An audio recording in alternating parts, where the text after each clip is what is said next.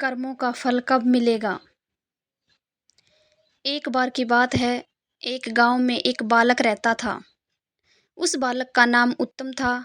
उत्तम के पिता अपाहिज थे। उसकी माता गांव के बच्चों की प्राथमिक शिक्षिका थी। वे अपना घर भी संभालती एवं गांव के बच्चों को भी पढ़ाती। उत्तम अब बड़ा हो रहा था।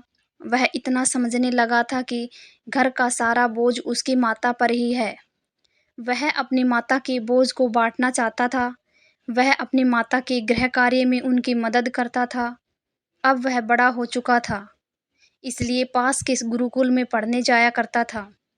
एक दिन उसकी कक्षा में उसके गुरुजी ने बच्चों को बताया कि अच्छे कर्मों का अच्छा फल मिलता है और बुरे कर्मों का बुरा फल मिलता है। उत्तम के दिमाग में यह बात बैठ गई। उसने अपनी माता से पूछा, माँ, क्या सच में अच्छे कर्मों का अच्छा फल और बुरे कर्मों का बुरा फल मिलता है। माँ ने उत्तर देते हुए कहा, हाँ बेटा। फिर उत्तम ने पूछा, माँ, तो हम लोग तो सदैव अच्छे कर्म करते हैं, हमें फल कब मिलेगा, कितना समय लगता है। अच्छे कर्मों का फल मिलने में माता अपने पुत्र के प्रश्नों को सुनकर हंसते हुए बोली, बेटा, ये तो मुझे नहीं ज्ञात है, तुम ही बताओ। तो उलझे हुए उत्तम ने कहा, मुझे भी नहीं पता माँ। अपने बेटे के उलझन को देखते हुए माता बोली, यह सब छोड़, देख, आज खेत से मकई लाई हूँ, चल तुझे पका कर खिलाती हूँ। माता उत्तम का हाथ पकड़कर उसे रसोई में ले गई। वहाँ मक्की पकाने लगी। उत्तम भी वहीं बैठ गया, परंतु उसके दिमाग में वही प्रश्न घूम रहा था। अगले दिन उत्तम जल्दी गुरुकुल जाता है। वहां जाकर वह गुरुजी के आश्रम के बाहर उनकी प्रतीक्षा करता है। गुरुजी बाहर उत्तम को देखकर अपनी कुटिया से बाहर आते हैं। फिर वे उत्तम से पूछते हैं, क्या बात है पुत्र, इतनी सवेरे तुम यहाँ क्या कर रहे हो, अभी तो तुम्हारी कक्षा का समय नहीं हुआ। इस पर उत्तम गुरुजी से कहता है, गुरुजी, मेरे प्रश्न मुझे विचलित कर रहे हैं। प्रश्नों के समाधान के लिए मैं आपके पास आया हूँ। गुरुजी ने उत्तम से पूछा, पुत्र, अपने प्रश्न पूछो। उत्तम ने पूछा, गुरुजी, क्या यह बात सत्य है कि हमें अच्छे कर्मों का फल अच्छा मिलता है और बुरे कर्मों का फल बुरा मिलता है। गुरुजी ने सहमति जताते हुए कहा, हाँ। सुनने के उपरांत उत्तम ने दूसरा प्रश्न पूछा, गुरुजी, अच्छे कर्मों का फल कितने दिन में मिलता है। गुरुजी ने उत्तर दिया, समय से पुत्र, जब उस कर्म के फल आने का समय होता है, उस समय ही अच्छा या बुरा फल मिलता है। आतुर उत्तम ने पूछा, परंतु गुरुजी, यदि मैं दुगने उत्साह से अच्छे कर्म करूं तो। गुरुजी उत्तम की बात एवं मनोदशा को समझ चुके थे। उन्होंने उत्तर दिया, तब बेटा दुगना समय लगेगा। व्याकुल उत्तम ने फिर पूछा, गुरुजी, यदि मैं और मेहनत से और ध्यानपूर्वक अच्छे कर्म करूं तो।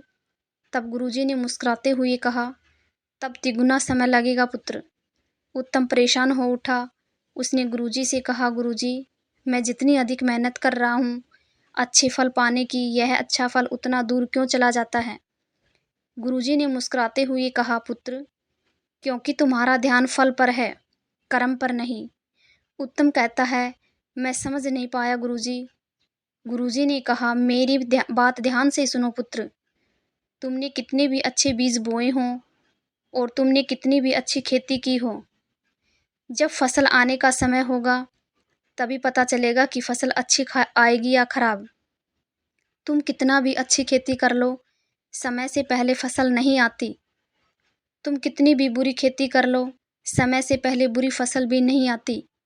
वैसे ही पुत्र, कर्म का फल तो तभी मिलता है जब वह कर्म के फलित होने का समय आता है। परंतु हाँ, यदि तुम केवल अच्छे फल की इच्छा से फल के ऊपर ध्यान केंद्रित करते हुए कर्म करोगे तो अच्छे फल मिलने की संभावना दूर होती जाएगी।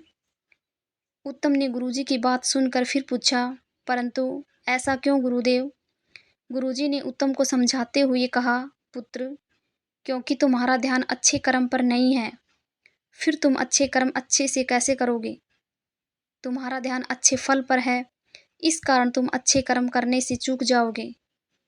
उदाहरण के लिए मैं तुम्हें बताता हूँ, यदि तुम यह सोचकर पढ़ाई करने बैठोगे कि मैं अपनी कक्षा में प्रथम स्थान पर आऊँगा और सदैव यही सोचते रहोगे, अपने फल के बारे में चिंतन करते रहोगे, तब कक्षा में प्रथम कैसे आना है?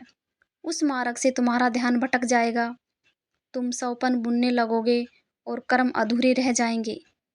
इस प्रकार अच्छा फल तुमसे दूर चला जाएगा। प्राय लोगों के साथ यही होता है। वे अच्छे फल के लिए अच्छा कर्म करना चाहते हैं, परंतु अच्छा कर्म अच्छे से नहीं करते। गुरुजी आगे कहते हैं, अच्छे फल के चिंतन से ज़्यादा आवश्यक अच्छा कर्म का ज्ञान है। यदि अच्छे कर्म का ज्ञान होगा और अच्छे कर्म के पथ पर निरंतर चलोगे तो अच्छे फल अवश्य मिलेंगे। इसमें कोई दो राय नहीं है, परंतु यदि अच्छे फल के बारे में सोचते रहोगे तो अच्छा कर्म नहीं हो पाएगा। अच्छे फल पर ध्यान रखना भी ध्यान को भटका देता है। तुम्हारे कर्मों में त्रुटि रह जाएगी और अच्छा फल दूध चला जाएगा। पुत्र, उत्तम समझ चुका था कि अब अपने अच्छे कर्मों के लिए अच्छे पथ का निर्धारण कर उस पर निरंतर चलना है। यही अच्छे फल का रास्ता है। अच्छे फल के बारे में सोचना मूर्खता है, वह हमें हमारे पथ से भटका देती है। कहानी को अंत तक सुनने के लिए आप सभी का बहुत बहुत धन्यवाद। अगर ये कहानी आप सभी को पसंद आई है तो वीडियो को लाइक करना, चैनल को सब्सक्राइब करना और शेयर करना ना भूलें।